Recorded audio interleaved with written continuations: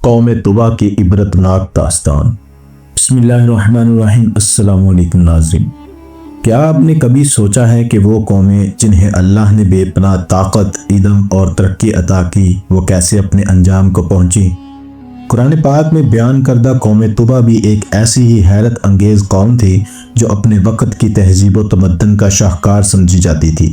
انہیں طبا کہا جاتا تھا اور وہ اپنے علم، حکمت، شاندار سلطنت اور ترقی یافتہ معاشرے کے لیے مشہور تھے۔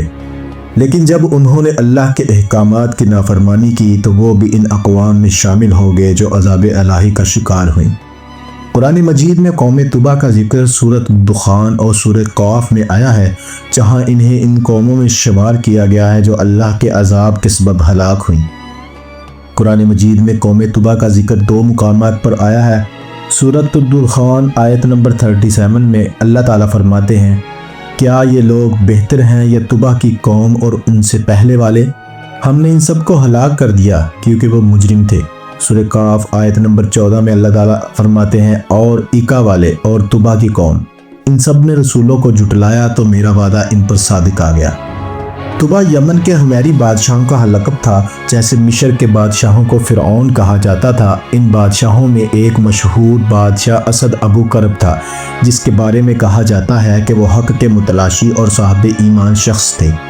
یہ قوم دراصل یمن کی حمیر سلطنت کا حصہ تھی، جو آثار قدیمہ کی دنیا میں ایک نمایاں مقام رکھتی ہے۔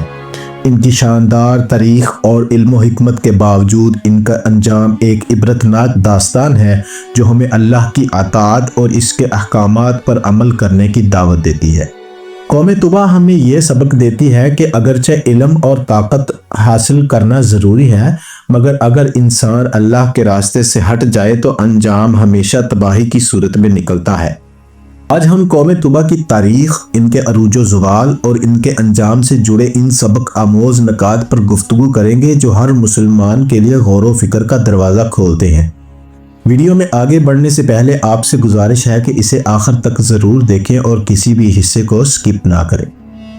خواتین و حضرات، ہمارے پیارے نبی حضرت محمد صلی اللہ تعالیٰ علیہ وآلہ وسلم کی تشریف آوری سے تقریباً 1000 سال قبل اور بعض روایات کے مطابق 1400 سال قبل، جبکہ کچھ روایات کے مطابق 700 سال قبل یمن میں ایک عظیم قوم آباد تھی جسے قوم طبا کہا جاتا تھا۔ جس طرح مصر میں ہر بادشاہ کو فرعون کہا جاتا تھا، اسی طرح یمن کے ہر بادشاہ کو طبا کہا جاتا تھا۔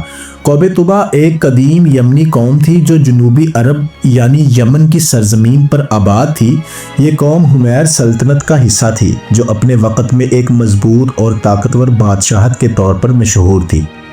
حمیر سلطنت کا عروج تقریباً 110 عیسوی سے 525 عیسوی تک برقرار رہا اور اس کا ابتدائی دارالحکومت ظفار تھا، جو اس وقت کے ایک اہم شہر کے طور پر جانا جاتا تھا۔ حمیر سلطنت کے بادشاہ اپنے علاقوں کو وسعت دینے، تجارتی راستوں پر کنٹرول رکھنے اور زراعت میں ترقی کے لیے مشہور تھے۔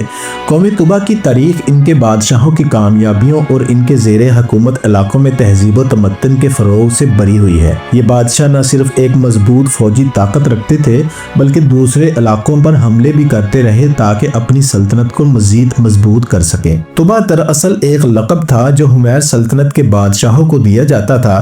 اس لفظ کا مطلب ہے پیروی کرنے والا یا پیچھے آنے والا۔ یہ لقب ان بادشاہوں کے لیے استعمال ہوتا تھا جو اپنے پیشرو حکمرانوں کے نقش قدم پر چلتے ہوئے حکومت کرتے اور اپنی سلطنت کی طاقت کو برقرار رکھتے تھے۔ حمیر سلطنت کے بادشاہ خود کو طبا کہلوانا پسند کرتے تھے تاکہ ان کی مسلسل حکمرانی اور اقتدار کی استقامت کا اظہار ہو۔ یہ لقب ان کے اقدامات اور ان کی زیر حکومت علاقوں میں یکجہتی کی علامت سمجھا جاتا تھا۔ حمیر سلطنت کے ابتدائی دور میں بت پرستی عام تھی، لیکن بعد میں کچھ بادشاہوں نے یہودیت یا دیگر مذاہب کو اختیار کر لیا۔ مثال کے طور پر مشہور بادشاہ ذو نواس یہودیت کا پیروکار تھا اور اس نے عیسائیوں پر ظلم و ستم کیا، جو اصحاب الاخدود کے واقعے سے جڑا ہوا ہے۔ قوم طبا نے زراعت، تجارت اور تعمیرات میں نمایاں ترقی کی۔ ان کے بنائے گئے آبی ذخائر اور نہری نظام جیسے مارب ڈیم ان کی انجینئرنگ مہارت کا بہترین نمونہ ہے۔ طبا بادشاہ نہایت طاقتور حکمران تھے۔ جنہوں نے کئی فتوحات حاصل کی اور اپنی سلطنت کو وسیع کیا۔ یہ قوم تہذیب، علم، ادب اور فن تعمیر میں نمایاں تھی، لیکن جب انہوں نے اللہ کے احکام کی نافرمانی کی تو وہ بھی اللہ کے عذاب کا شکار ہو گئے۔ قرآن مجید میں قوم طبع کا ذکر ان اقوام کے طور پر آیا ہے جنہوں نے حق کی دعوت کو ٹھکرایا اور بالآخر تباہی کا سامنا کیا۔ قوم طبع جو یمن کی حمیر سلطنت سے تعلق رکھتی تھی، اپنے وقت کی ایک طاقتور اور ترقی یافتہ قوم تھی۔ ان کے بادشاہوں کا لقب طبع ان کی مسلسل حکمرانی اور اقتدار کی علامت تھا، لیکن قرآن اور تاریخ سے یہ ثابت ہوتا ہے کہ یہ قوم اپنی عظیم تہذیب کے باوجود نافرمانی کی وجہ سے اللہ کے عذاب کا شکار ہو گئی۔ سورۃ الدخان آیت نمبر 37 میں اللہ تعالیٰ فرماتے ہیں، کیا یہ لوگ بہتر ہیں یا قوم طبع اور ان سے پہلے کے لوگ؟ ہم نے ان سب کو ہلاک کر دیا کیونکہ وہ مجرم تھے۔ یہ آیت گزشتہ اقوام کے انجام کو موجودہ انسانوں کے لیے عبرت اور نصیحت کے طور پر پیش کرتی ہے۔ سوالیہ انداز میں یہ نقطہ واضح کیا گیا ہے کہ کیا یہ لوگ یعنی کہ قریش کے کفار قوم طبع اور ان سے پہلے کی قوموں سے زیادہ طاقتور ہیں؟ نہیں، بلکہ وہ بھی اپنی سرکشی، کفر اور اللہ کے احکام سے روگردانی کی وجہ سے ہلاک کر دیے گئے۔ سورۃ قاف آیت نمبر 14 میں اللہ تعالیٰ فرماتے ہیں، اور ایک اصحاب ایکا اور قوم طبع بھی ہلاک کر دیے گئے، ان سب نے رسولوں کو جھٹلایا، پس میرا عذاب ان پر لازم ہو گیا۔ یہ آیت واضح کرتی ہے کہ قوم طبع نے بھی دوسرے نافرما گروہوں کی طرح اللہ کے رسولوں کی دعوت کو جھٹلایا، جس کے نتیجے میں وہ اللہ کے عذاب کا شکار ہو گئے۔ طبع بادشاہ اپنے وقت کے عظیم دانشمند، علم دوست اور حکومت نظم و نسق میں ماہر حکمران تھے۔ وہ علمی ترقی، حکومتی نظام اور تہذیب و تمدن میں مہارت رکھتے تھے اور اپنے دور کے بہترین ماہرین اور حکمت دانوں کی صحبت میں رہتے تھے۔ حمیر سلطنت جس کے یہ بادشاہ تھے ایک وسیع سلطنت تھی جو یمن سے لے کر شمالی عرب تک پھیلی ہوئی تھی۔ ان کی سلطنت اہم تجارتی راستوں پر واقع تھی جو افریقہ، ہندوستان اور رومی سلطنت کے درمیان تجارتی روابط قائم کرنے میں اہم کردار ادا کرتی تھی۔ طبع بادشاہوں کے دور میں زراعت اور آبپاشی کے نظام میں بے پناہ ترقی کی گئی، خاص طور پر مارب ڈیم جیسے عظیم الشان آبی ذخیرے کی تعمیر جو اس قوم کی انجینئرنگ مہارت کی ایک مثال ہے۔ طبع بادشاہوں میں سے بعض نے توحید اور اللہ کی عبادت کی دعوت دی جو اس وقت کے غالب بت پرستانہ عقائد کے خلاف تھی۔ تاریخی روایات کے مطابق طبع بادشاہوں میں سے طبع اسد ابو کرب وہ حکمران تھا جس نے توحید کی دعوت قبول کی اور اللہ پر ایمان لے آیا۔ کہا جاتا ہے کہ اس نے مکہ اور مدینہ کا سفر کیا اور وہاں پر اللہ کے برگزیدہ پیغمبروں کی تعلیمات سے روشناس ہوا۔ قرآن مجید میں بھی اس واقعے کی طرف اشارہ ملتا ہے۔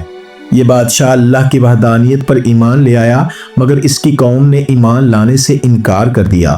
وہ کفر، شرک اور بت پرستی میں مبتلا رہے جس کے نتیجے میں اللہ نے ان پر عذاب نازل کر دیا اور وہ ہلاک اور برباد ہو گئے۔ یہ قوم نہ صرف کفر و شرک میں مبتلا تھی بلکہ بے حیائی اور دیگر گناہوں کا بھی شکار تھی۔ ان کے مرد عورتوں کے ساتھ بدفعلی کرتے تھے، ان کی عورتیں ہم جنس پرستی میں ملوث تھیں۔ یہ قوم طرح طرح کی برائیوں میں غرق تھی۔ یہ تمام گناہ ان کے لیے عذاب الہی کا سبب بنے۔ اللہ تعالیٰ نے ان کو زمین سے مٹا دیا اور ان کا نام و نشان ختم کر دیا۔ جہاں یہ پوری قوم اپنے گناہوں کے سبب ہلاک کر دی گئی، وہاں ان کا بادشاہ طبع اس تباہی سے بچ گیا کیونکہ وہ اللہ پر ایمان لا چکا تھا۔ یہ بادشاہ بہت طاقتور تھا اور اس کی بہادری مشہور تھی۔ اس نے بہت سے علاقوں کو فتح کیا اور ایک وسیع سلطنت قائم کی۔ طبع بادشاہ جب اپنے عظیم الشان لشکر اور شاندار پروٹوکول کے ساتھ مکہ پہنچا تو اسے امید تھی کہ مکہ کے لوگ اس کی شان و شوکت کو دیکھنے کے لیے جوک در جوک آئیں گے، لیکن حیرانی کی بات یہ تھی کہ مکہ کے لوگوں میں سے کوئی بھی اس کے استقبال کے لیے نہ آیا۔ یہ دیکھ کر وہ سخت حیران اور پریشان ہو گیا کیونکہ جہاں بھی وہ جاتا لوگ اس کے جاہ و جلال کو دیکھنے کے لیے جمع ہوتے، لیکن یہاں ایسا کچھ بھی نہیں ہوا۔ بادشاہ طبع نے اپنے وزیر سے پوچھا، یہ کون سا شہر ہے؟ اس شہر کے لوگ کون ہیں اور یہ لوگ میری تعظیم کے لیے کیوں نہیں آئے؟ کیا یہ نہیں جانتے کہ میں ایک عظیم بادشاہ ہوں؟ وزیر نے جواب دیا، یہ مکہ مکرمہ ہے اور یہاں ایک مقدس گھر ہے جسے کعبہ کہا جاتا ہے۔ اہل عرب اس گھر کی بے حد تعظیم کرتے ہیں۔ جتنے لوگ آپ کے لشکر کو دیکھنے کے لیے آ سکتے تھے اس سے کئی گنا زیادہ لوگ اس مقدس گھر کی زیارت کے لیے آتے ہیں، اس لیے وہ آپ کو دیکھنے کے لیے نہیں آئے۔ یہ سن کر بادشاہ کو شدید غصہ آیا اور اس نے دل میں نیت کر لی کہ وہ معاذ اللہ اس مقدس گھر کو گرا دے گا اور یہاں کے لوگوں کو قتل کر دے گا۔ لیکن جیسے ہی یہ ناپاک ارادہ اس کے دل میں آیا، اللہ تعالیٰ نے فوراً اس پر عذاب نازل کر دیا۔ اس کے سر میں شدید درد اٹھا، ناک، منہ اور آنکھوں سے خون بہنے لگا، ایسا بدبودار مواد نکلنے لگا کہ اس کے اپنے لشکر کے لوگ بھی اس سے دور ہونے لگے۔ بادشاہ طوبہ شدید تکلیف میں مبتلا ہو گیا۔ اس نے فوراً اپنے بڑے بڑے طبیب بلائے، لیکن کوئی بھی اس بیماری کا علاج نہ کر سکا۔ ہر ممکن علاج آزمانے کے باوجود بھی بادشاہ کی حالت بد سے بدتر ہوتی گئی۔ پھر ایک دن شام کے وقت بادشاہ کے دربار میں ایک عالم دین تشریف لائے جو اپنے وقت کے بڑے جدید عالم تھے۔ جب اس عالم نے بادشاہ کی نبض دیکھی تو فرمانے لگے، یہ بیماری دنیاوی نہیں بلکہ آسمانی ہے اور اس کا علاج بھی کسی دنیاوی دوا سے ممکن نہیں۔ پھر وہ عالم بادشاہ سے کہنے لگے، اے بادشاہ، اگر تمہارے دل میں کوئی بری نیت ہے تو فوراً اس سے توبہ کر لو۔ یہ سنتے ہی بادشاہ فوراً سمجھ گیا کہ جو نیت اس نے کعبہ کو گرانے کی تھی، اسی وجہ سے وہ اس بیماری میں مبتلا ہوا ہے۔ چنانچہ بادشاہ نے دل ہی دل میں اپنے ناپاک ارادے سے توبہ کی۔ اللہ کا کرنا ایسا ہوا کہ جیسے ہی اس نے توبہ کی، فوراً اس کی بیماری ختم ہو گئی اور اس کے جسم سے بہنے والا خون اور پیپ رک گئی۔ بادشاہ اپنی صحت یابی پر بہت خوش ہوا۔ اس نے اہل مکہ کو قیمتی لباس دیے جنہیں خانہ کعبہ پر چڑھایا گیا۔ اس طرح بادشاہ طوبہ وہ پہلا بادشاہ تھا جس نے خانہ کعبہ پر غلاف چڑھایا، اور تب سے یہ سلسلہ آج تک جاری ہے۔ ناظرین، اس ایمان افروز واقعے کے بعد بادشاہ طوبہ اپنا سفر جاری رکھتے ہوئے مدینہ منورہ کی وادیوں میں پہنچا۔ اس وقت اس کے لشکر میں موجود علماء نے جب مدینہ کی سرزمین اور اس کی مٹی کو دیکھا تو وہ نشانیاں پائیں جو رسول اللہ صلی اللہ علیہ وآلہ وسلم کی ہجرت کے بارے میں بیان کی گئی تھی۔ جب ان علماء نے رسول اللہ صلی اللہ علیہ وآلہ وسلم کی ہجرت کی تمام نشانیاں دیکھ لیں، وہ دل ہی دل میں نیت کرنے لگے کہ جب تک ہم زندہ ہیں اس بستی کو نہیں چھوڑیں گے اور رسول اللہ صلی اللہ علیہ وآلہ وسلم کے آنے کا انتظار کریں گے۔ اگر ہماری قسمت میں ہوا تو ہم ان کی زیارت سے مشرف ہوں گے، اور اگر ہماری زندگی نے وفا نہ کی تو کم از کم ہماری قبروں پر ان کے مبارک قدموں کی خاک ضرور پڑے گی، اور یہی ہماری نجات کے لیے کافی ہوگا۔ یہ بات سن کر بادشاہ طوبہ نے ان تمام علماء کے لیے اسی مقام پر مکانات تعمیر کروائے اور رسول اللہ صلی اللہ علیہ وآلہ وسلم کے لیے ایک عالی شان 2 منزلہ مکان بھی بنوایا۔ پھر اس نے علماء کو وصیت کی کہ جب ہمارے پیارے نبی حضرت محمد صلی اللہ تعالی علیہ وآلہ وسلم دنیا میں تشریف لائیں تو یہ مکان ان کی آرامگاہ ہوگا۔ اس کے بعد بادشاہ نے حضور اکرم صلی اللہ تعالی علیہ وآلہ وسلم کے نام ایک خط لکھا اور اسے ان علماء کے سردار کے حوالے کیا۔ وصیت کی کہ جب حضرت محمد صلی اللہ تعالی علیہ وآلہ وسلم دنیا میں تشریف لائیں تو یہ خط امانت کے طور پر ان کی خدمت میں پیش کیا جائے۔ اگر حضور صلی اللہ تعالی علیہ وآلہ وسلم آپ کی زندگی میں تشریف لے آئیں تو یہ بہت خوش نصیبی ہوگی، ورنہ اس خط کو نسل در نسل منتقل کیا جائے، یہاں تک کہ جب حضور صلی اللہ تعالی علیہ وآلہ وسلم تشریف لے آئیں تو یہ خط ان کی بارگاہ میں پیش کر دیا جائے۔ یہ وصیت کرنے کے بعد بادشاہ طوبہ وہاں سے روانہ ہو گیا۔ وقت گزرتا گیا، یہاں تک کہ 1000 سال کا عرصہ بیت گیا، اور پھر اللہ کے آخری نبی حضرت محمد صلی اللہ تعالی علیہ وآلہ وسلم اس دنیا میں تشریف لے آئے۔ جب حضور صلی اللہ تعالی علیہ وآلہ وسلم نے مکہ سے ہجرت فرمائی اور مدینہ پہنچے تو مدینہ کے لوگ استقبال کے لیے کھڑے تھے۔ ہر ایک کی خواہش تھی کہ آپ صلی اللہ تعالی علیہ وآلہ وسلم ان کے گھر مہمان بنے تاکہ انہیں اللہ کے نبی کی خدمت کا شرف حاصل ہو۔ حضور صلی اللہ تعالی علیہ وآلہ وسلم کی اونٹنی کو آزاد چھوڑ دیا گیا، اور آپ صلی اللہ تعالی علیہ وآلہ وسلم نے فرمایا کہ یہ اونٹنی جہاں رکے گی میں وہیں قیام کروں گا۔ اللہ کی شان دیکھیں کہ وہاں ایسے صحابہ بھی موجود تھے جو مالی طور پر مستحکم تھے اور چاہتے تھے کہ حضور صلی اللہ تعالی علیہ وآلہ وسلم ان کے ہاں قیام فرمائیں تاکہ وہ ان کی خدمت کر سکیں۔ دوسری طرف وہ صحابہ بھی تھے جو مالی لحاظ سے کمزور تھے لیکن ان کا جذبہ کسی سے کم نہ تھا۔ ان کی بھی یہی خواہش تھی کہ حضور صلی اللہ تعالی علیہ وآلہ وسلم ان کے ہاں قیام فرمائیں۔ اللہ کے حکم سے اونٹنی ایک ایسے صحابی کے گھر کے سامنے رکی جو اس وقت قریب ہی موجود تھے، اور وہ تھے حضرت ابو ایوب انصاری رضی اللہ تعالیٰ عنہ۔ حضرت ابو ایوب انصاری رضی اللہ تعالیٰ عنہ اس عالم کی نسل میں تھے جنہیں بادشاہ طوبہ نے وہ خط سپرد کیا تھا۔ حضرت ابو ایوب انصاری رضی اللہ تعالی عنہ نے وہ خط اپنے خاص غلام ابو لیلہ کے سپرد کیا ہوا تھا۔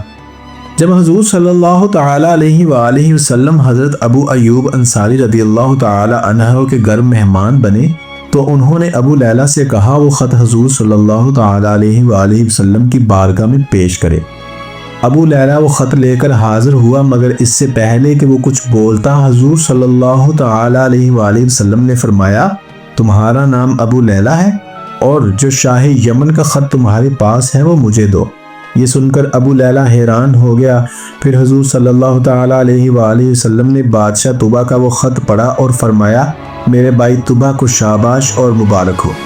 ناظرین، بادشاہ طوبہ نے جو خط حضور صلی اللہ تعالی علیہ وآلہ وسلم کے نام لکھا تھا اس کی تحریر کچھ یوں تھی: کم ترین مخلوق بادشاہ طوبہ کی جانب سے سید المرسلین حضرت محمد صلی اللہ تعالی علیہ وآلہ وسلم کے نام۔ اما بعد، اے اللہ کے محبوب، میں آپ صلی اللہ تعالی علیہ وآلہ وسلم پر ایمان لاتا ہوں اور جو کتاب آپ پر نازل ہوگی اس پر بھی ایمان رکھتا ہوں۔ میں آپ کے دین پر ہوں۔ اگر مجھے آپ کی زیارت نصیب ہو جائے تو یہ میرے لیے سعادت ہوگی، اور اگر میں یہ سعادت حاصل نہ کر سکا تو آپ میری شفاعت فرمائیں اور قیامت کے دن مجھے فراموش نہ کریں۔ میں آپ کی پہلی امت میں سے ہوں اور آپ کی آمد سے پہلے ہی آپ کے دستے مبارک پر بیعت کرتا ہوں۔ میں گواہی دیتا ہوں کہ اللہ ایک ہے اور آپ اللہ کے سچے رسول ہیں۔ یہ وہ خوش نصیب بادشاہ تھا جو حضور صلی اللہ علیہ وآلہ وسلم کی آمد سے 1000 سال پہلے ہی ان پر ایمان لے آیا تھا، لیکن افسوس اس کی قوم اللہ کی وحدانیت پر ایمان نہ لا سکی۔ گناہوں کی وجہ سے یہ قومیں ہلاک کر دی گئی۔ ان بادشاہوں کی قوم نے عمومی طور پر توحید کی دعوت کو قبول نہیں کیا اور کفر و سرکشی کا راستہ اپنایا۔ ان کا انکار، ان کی سرکشی ان کی ہلاکت کا سبب بنی، جیسا کہ قرآن مجید میں قوم طوبہ کے انجام کا ذکر کیا گیا ہے۔ یہ بادشاہ توحید کی طرف مائل تھے جو ان کے قبول حق کی علامت تھی، لیکن ان کی قوم نے ان کی پیروی نہیں کی۔ ان کے نتیجے میں وہ ہلاکت کا شکار ہو گئی۔ ناظرین، اللہ تعالیٰ کے احکامات سے روگردانی ہمیشہ ہلاکت کا سبب بنتی ہے اور قوم طوبہ بھی اس اصول سے مستثنیٰ نہ رہی۔ قرآن حدیث اور تاریخی روایات میں ان کی نافرمانی اور اللہ کے احکامات سے انحراف کا ذکر ملتا ہے، جس کی بنا پر ان پر عذاب نازل ہوا۔ قوم طوبہ ایک عظیم اور ترقی یافتہ قوم تھی، لیکن جیسے جیسے ان کی ترقی بڑھتی گئی ان میں تکبر، دنیا پرستی اور اللہ کے احکامات سے روگردانی کے رجحانات بھی پروان چڑھنے لگے۔ قوم طوبہ نے اللہ کی وحدانیت کو چھوڑ کر بت پرستی اختیار کر لی اور اللہ کے بھیجے ہوئے انبیاء کی تعلیمات سے روگردانی کی۔